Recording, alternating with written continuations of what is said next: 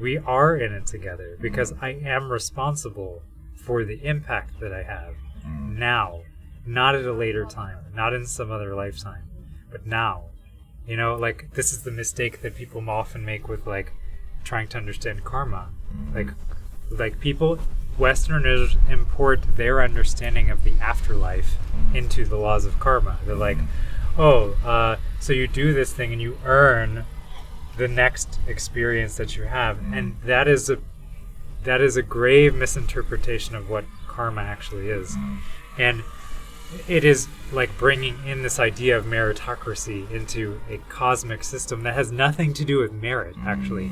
The word merit is used in Western Buddhist circles, and I don't think that that is the intention or the real true meaning of what is in those spiritual traditions out of which they're drawing. I think that that's a Western import. And we don't have this self-examination to see that, but the danger of meritocracy is that we assume wrongly that you experience your life because of something you have done or have not done. And we can clearly see that that's not true in so many cases, right? That's why people are out in the streets marching now. That's why people are trying to push for systemic change, because there is not a meritocracy. That's just not how things work. There are implicit biases that we have. We all have them. There's nobody that's not, like, carrying around some kind of baggage that they are probably unaware of. And, like, living in an ethical way is not setting up a better future for your next lifetime in a mortal realm or an immortal realm. That is not what it's about. It's about recognizing that you don't shit where you eat. It will make you sick. That's why you do that. It's not about what happens as a result of what you're doing. That's the other central teaching in yoga, is like if you read the Bhagavad Gita, and I have lots of things to say about this, but the central message in the Bhagavad Gita is you do what you do without attachment to the results. You're not entitled to the results. You're only entitled to the work. The fruits of your effort you will likely never see or know. But that does not absolve you from having to do the work. Well, so this brings up, always a thing that I feel like we've kind of dropped into before, which was an area when I was really going through my depression, my own areas of I think internal shadow work and deep healing and suffering and all these things. And I was doing a lot of yoga, I was doing a lot of Dharma study, and this thing that I kept getting tripped up on, which I think also kind of gets to the root of why you want to talk about a lot of these things around spiritual bypassing and where we show up, is a lot of the way that, at least Buddhism is taught in Western circles or any of these things, is very much like you create much of your own reality by how you show up in the world, right? And where this comes into that space of injustice too, right? Which I think is that spiritual bypassing that shows up in the community. So in the example of the woman that just walked in the sign, in almost every capacity, she created her own reality. She's talking on the phone, she's distracted, she's looking at the dog, she's trying to do too much at once, she walks into the sign, right?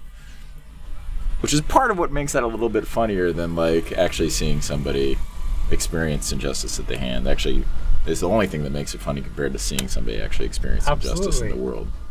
And you and I both know, I've always loved that meme that kind of goes around of the tight end shot shows the boot on somebody's head on the ground, and before my own spiritual awakening, and then the zoomed out and it's just a kid holding the boot on his own face. Right. And saying after my spiritual awakening. Yeah. Right. Yeah. And so I'm just, I'm really interested, right? Because I think this gets into the meat of a lot of the things that we that I seek, wisdom from you on, or clearer explanations, because that stuff can feel like a trap, especially, when you are experiencing injustice. Right. I think without zooming out and seeing what is the real picture, it's impossible to know whether your story is accurate. We can only say this woman, her situation is comical because it's inconsequential, but it might not be actually, there's someone that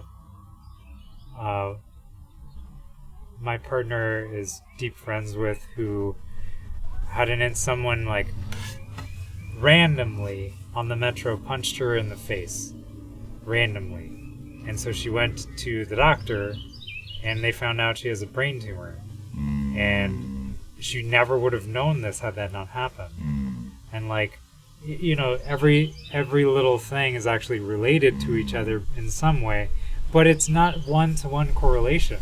Like, the mistake that we make is like, you're creating your own reality, right? Like, this is something I find deeply disturbing in spiritual circles. It's not just in Buddhism or in yoga, but it's also in like just popular culture too, and like in a more broad sense, like the spiritual cosmopolitan realm of like these ascendant masters or transmissions from higher beings or what have you, right? I'm not going to argue anything about any of that. What I will say is like the message that comes across broadly in those different veins is that your mindset is how you're experiencing what you're experiencing. And I couldn't say that that's not like partly true, but what you are experiencing is not a product of your mindset. That you are actually engaged with this extremely complex cosmos that is completely independently running itself, independent of anything you think, say, or do. Everything you think, say, or do is actually a result of that, because you're in it. Like, you're not something outside of that that's like taking a stroll through the cosmos. You are the cosmos. You're inseparable from it. So this notion that like you're creating your own reality is like it's like reducing deep spiritual practice and experience to a message on a Snapple bottle cap, essentially. It's like taking something that requires intense amounts of concentration and like steadiness and dedication and patience and forgiveness and compassion and fortitude and willingness to see every angle of everything, and reducing it to a phrase that you can put on a tea bag. You know, it's absurd. And I think what's disturbing to me in general, especially about the way we're communicating over social media, is people crave that, like, I got a spiritual bump off of Instagram. You know, if you can fit a spiritual teaching into the 600 by 600 pixel image on Instagram, you've completely missed the point. Agreed. You know, you really aren't doing anybody any service at all. And like if you try to fit it into like all is one, like that means absolutely nothing.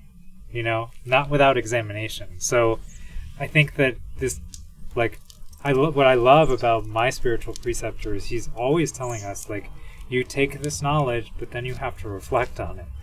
You know, the knowledge is very powerful, absolutely. And he gives various examples of why it's so powerful, right?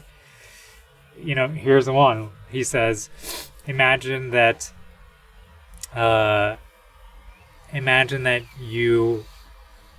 buy a lottery ticket and you find out that you have the winning number.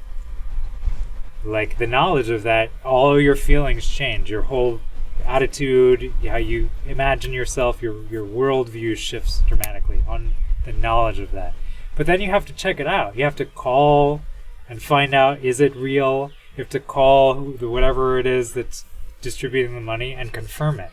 Without doing that, it means nothing. That's why knowledge is not enough itself. You need evidence, right? And what's the evidence? The evidence is direct experience. And I think this mistake that gets made when we try to couch spiritual values in the lived experiences of people and reduce their experience to our point of view or frame of reference, is we lose touch with humanity. We lose touch with, like, how are we in relationship with each other? Because these practices, they are human endeavors. You know, like the fabric of the cosmos doesn't need to meditate.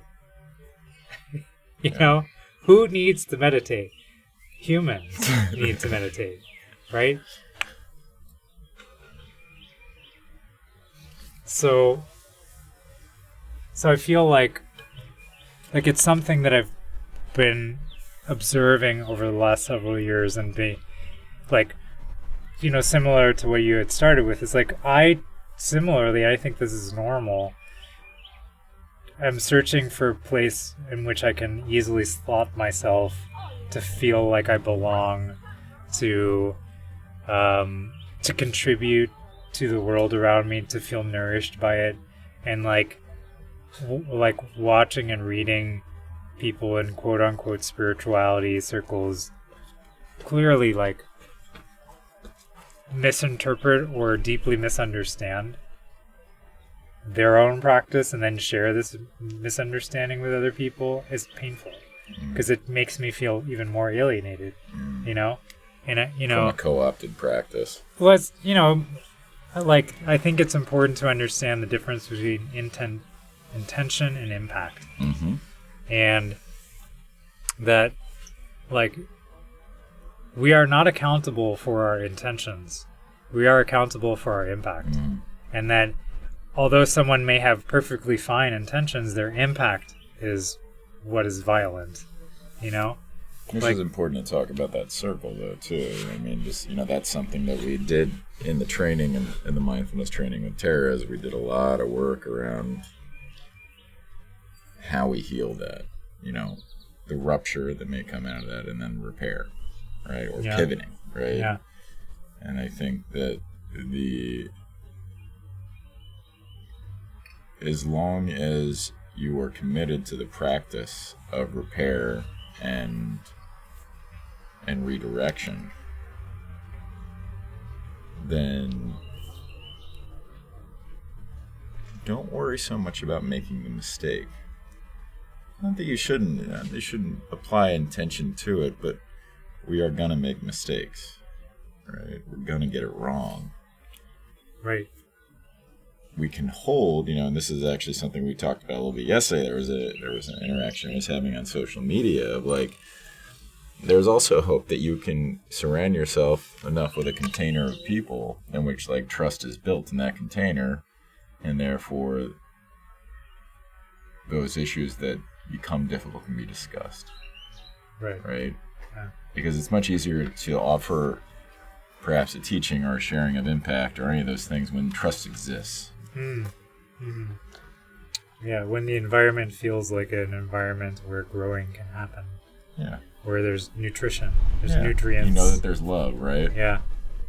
What turns, you know, this actually came to me this morning, I'm only remembering it now.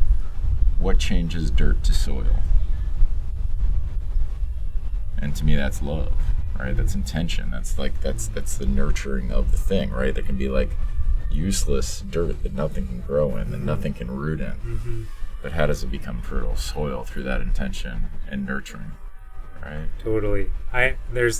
You were describing this lesson of the process of making mistakes and growing and learning, and what I saw, the image that came to my mind was like a vine.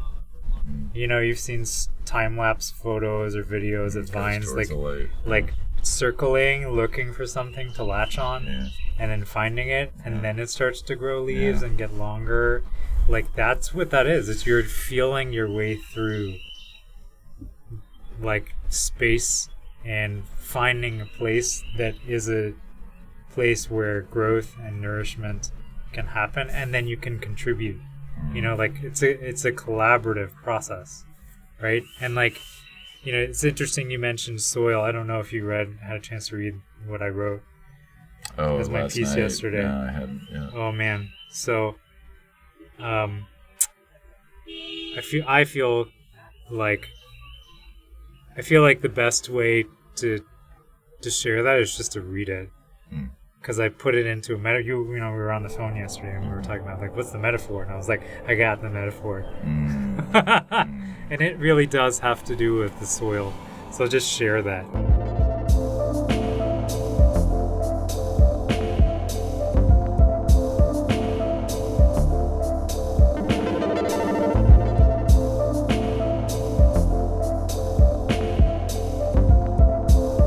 peace will come for us all when we have worked together to resolve the obstacles that prevent it from arising within us.